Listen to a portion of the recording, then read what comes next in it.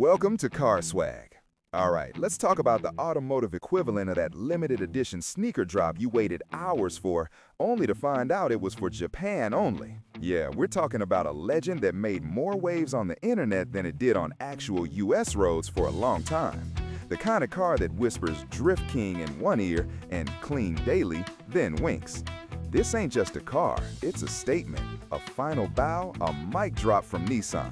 We're diving deep into the forbidden fruit, the one and only, the Nissan Silvia S15. This wasn't just another coupe, this was the crescendo, the last hurrah for a nameplate that had been tearing up the streets and tracks for decades. Nissan looked at all their previous hits and said, "Hold my socket." They bottled up all that JDM cool, refined it, sharpened it, and then unleashed it. The S15 rolled onto the scene like the lead singer of a rock band who just discovered tailoring.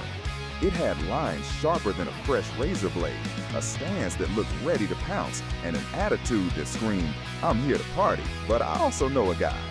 Look at this thing. Gone were some of the softer edges of its predecessors. This was pure aggression, but with a touch of class. It was like a street fighter who decided to wear a custom-fitted suit. The headlights, squinty, focused, like it's sizing up the next corner. The body, sleek, athletic, no wasted space. It just looked fast standing still. You could park this next to something twice its price and people would still be craning their necks. It had that undeniable it factor, you know? That little something extra that makes you just get it. Underneath that slick exterior was where the real magic happened.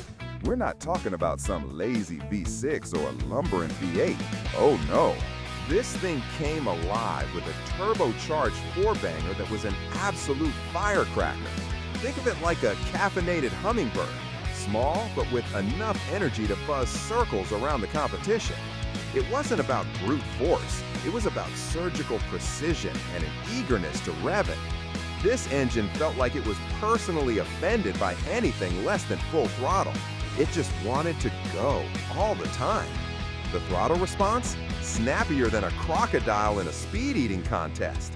This car didn't just drive, it communicated. You felt every nuance of the road, every shift in weight. It was an extension of your intentions, not just the machine you were operating. And that's why the drift scene absolutely went bananas for it.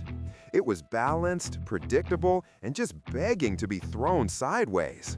You could make it dance like a prima ballerina on ice, or you could let it get rowdy like a college frat party. The S15 was the ultimate choose-your-own-adventure for driving enthusiasts. The asterisk sleeper energy meter asterisk for the S15? Oh, it's a wild ride. In its cleanest, most factory-fresh form, maybe you could convince your aunt it's just a nice, sporty coupe. Sensible even.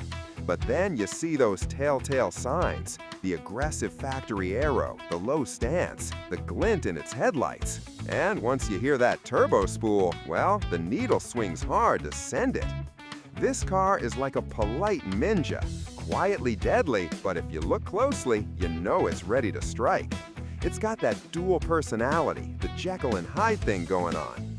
One minute it's cruising the boulevard, the next it's painting tire marks on the asphalt like a modern art canvas. Now, dad car versus bad car. Let's be real, this ain't exactly a minivan substitute, is it? This thing screams bad car from every single angle. It's the kind of car that makes you feel like you should be wearing shades and have a cheeky grin permanently plastered on your face. It's the car you drive when you're not taking anyone to soccer practice, unless that practice is at the local drift event. But, and here's the twist, a perfectly maintained stock S15 has a certain elegance. It's a bad car that cleans up real nice. It's the cool uncle's car, the one all the kids talk about.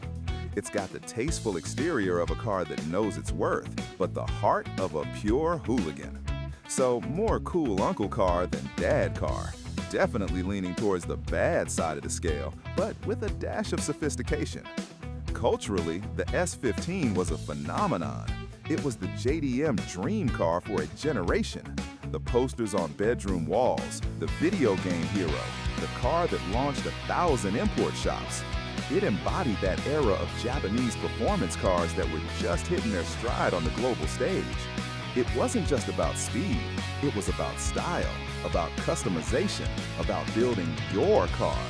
It became a blank canvas for expression, a rolling piece of art that could also shred tires with the best of them. This car truly defined an era of automotive passion. The S15 was also the ultimate lesson in delayed gratification for us on this side of the Pacific. We saw it in magazines, in movies, in games, and we just knew we needed one.